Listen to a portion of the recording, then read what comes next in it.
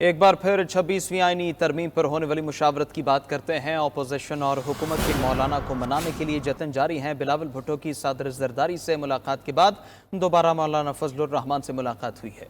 मुलाकात में आईनी तरमीम से मुताल्लिक पीटीआई के मौक़िफ़ पर मुशावरत। मोहसिन नकवी भी दोबारा मौलाना की रिहाइश गाह पहुँचे हैं। साकिब बशीर हमारे साथ मौजूद हैं, उन्हीं से मज़ीद जानते हैं। जी साकिब, बताइएगा क्या अपडेट्स हैं आपके पास? जी, बिलावल भुट्टो जरदारी जो है वो ऐवान सदर में थे, जिन्होंने आसिफ अली जरदारी उनसे मुलाकात की, जिसके बाद दोबारा जो है वो मौलाना फजलुर रहमान उनकी रिहाइश गाह पर आए हैं। कल से अब तक अगर देखा जाए तो तकरीबन 5वां जो विजिट है वो बिलावल भुट्टो जो है वो कर रहे हैं मौलाना फजलुर रहमान की रिहाइश गाह पर। आज शाम भी जब उन्होंने मीडिया से बात की थी तो उन्होंने ये कहा था कि मौलाना फजलुर रहमान और पीपल्स पार्टी का जो मसवदा है उस पर इत्तेफाक राय हो चुका है, बल्कि उन्होंने ये भी कहा था कि जो हुकूमती मसवदा है उसको आप साइड पे कर दें और जो मौलाना फजलुर रहमान है उनके मसवदे पर भी हम बात जो है वो कर लेते हैं।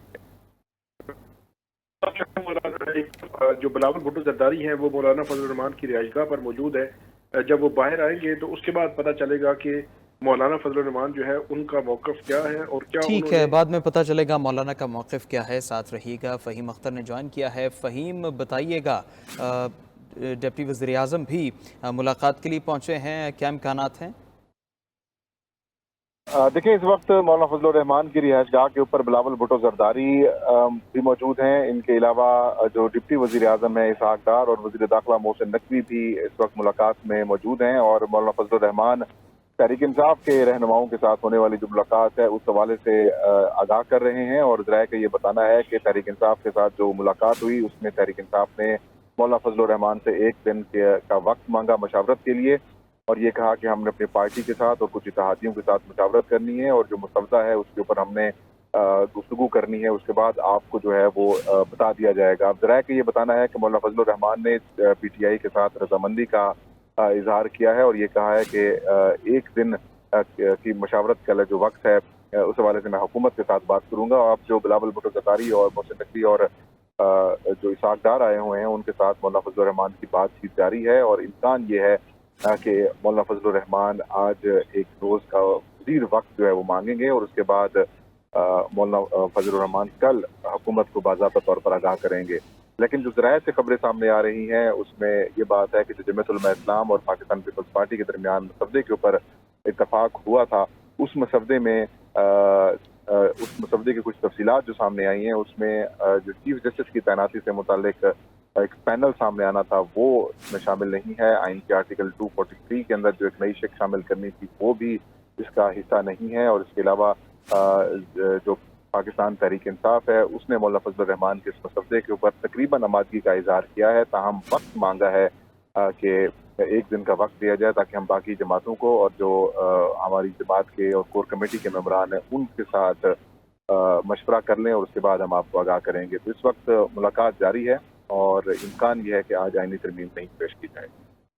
ठीक है, हमारे साथ मौजूद हैं नवीद जमाल, उनसे मजीद जानते हैं। नवीद, पार्लियामेंट में आज क्या होने जा रहा है? सेनेट का इजलास अभी तक ताखिर का शिकार है, क्या तैयारियां हो गई हैं? कितने अराकीन पहुंचे अभी तक? जी, जैसा कि आपके इल्म में है कि सेनेट का इजलास सुबह 11 बजे बुलाया गया था, उसके बाद टाइम तब्दील करके 12:30 कर दिया था, फिर 3 कर दिया था, फिर 8 कर दिया था। तो 8 बजे इजलास शुरू होना था और अभी तक जो ना तकरीबन 9:45 हो गए हैं और अभी तक जो ना इस सेनेट का इजलास शुरू नहीं हो सका।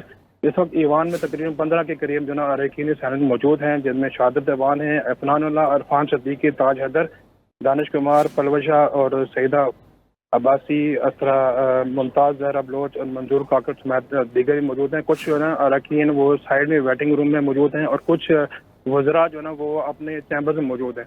और दूसरी तरफ साइड में पार्लियामेंट हाउस के कमेटी नंबर 5 में काबीना की मीटिंग के लिए भी तैयारियां जारी हैं।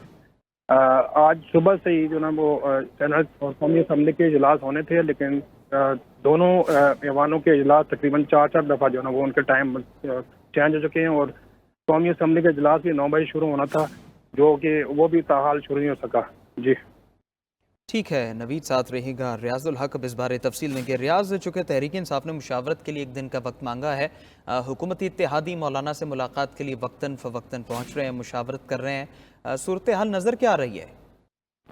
جی فی الوقت جو ساری صورتحال ہے وہ اس وقت حکومت کی ساری مشینری صدر آصف علی زرداری سے لے کر وزیر اعظم شہباز شریف اور اسی طرح بلاول بھٹو زرداری، محسن نقوی اور اسحاق ڈار، یہ سب جو ہے وہ رابطے میں ہے مولانا فضل الرحمان سے کہ کسی بھی طریقے سے کسی بھی قیمت پر مولانا فضل الرحمان کو جو ہے وہ راضی کر لیا جائے۔ پاکستان تحریک انصاف کے حوالے سے تو تقریباً پہلے بھی اشارے یہی تھے، لیکن اب آج اڈیالہ جیل میں بانی پی ٹی آئی سے ملاقات کے بعد ایک چیز طے ہو گئی کہ پاکستان تحریک انصاف ان ترامیم کی کسی بھی طور پہ جو ہے وہ نہیں کرے گی حمایت۔ اب سب سے بڑی مشکل یہ آن پڑی ہے کہ مولانا فضل الرحمان ایک طرف پاکستان تحریک انصاف کے ساتھ بھی چلنا چاہتے ہیں، لیکن دوسری طرف حکومت کے حوالے سے بھی کچھ اشارے مل رہے ہیں کہ شاید وہ حکومت کی طرف جو ہے جھکاؤ بھی رکھتے ہیں۔ پچھلے 2 گھنٹے میں جو میٹنگز ہوئی ہیں اس میں بلاول اور جو وزیر اعظم سے ان کی گفتگو فون پہ بھی کروائی گئی، اس میں انہوں نے مثبت اشارے بھی دیے ہیں، کچھ تحفظات کا بھی جو ہے وہ اشارہ کیا ہے۔ تو ایک مکس قسم کی جو ہے وہ سگنل دے رہے ہیں مولانا صاحب، اس وجہ سے گم و گم کی سی کیفیت ہے، لیکن حکومت کی مکمل کوشش ہے کہ مولانا فضل الرحمان کو ساتھ لے کر یہ ترامیم کی جائیں، تاکہ اگر کل کو اپوزیشن کا اگر صورتحال بنتی ہے تو مولانا فضل الرحمان صاحب پاکستان تحریک انصاف کے ساتھ جو ہے وہ صف میں شامل نہیں ہوں گے، جو حکومت کے لیے ایک بہت بڑا چیلنج ہو سکتا ہے، اپوزیشن اتحاد اور احتجاج اور مظاہرے۔ ٹھیک ہے، حکومت کے لیے چیلنجنگ صورتحال ہے۔ ہمارے نمائندگان اس بارے تفصیل دے رہے تھے، نوید جمال، فہیم اختر، ثاقب بشیر اور نمائندہ خصوصی ریاض الحق، آپ سب کا شکریہ۔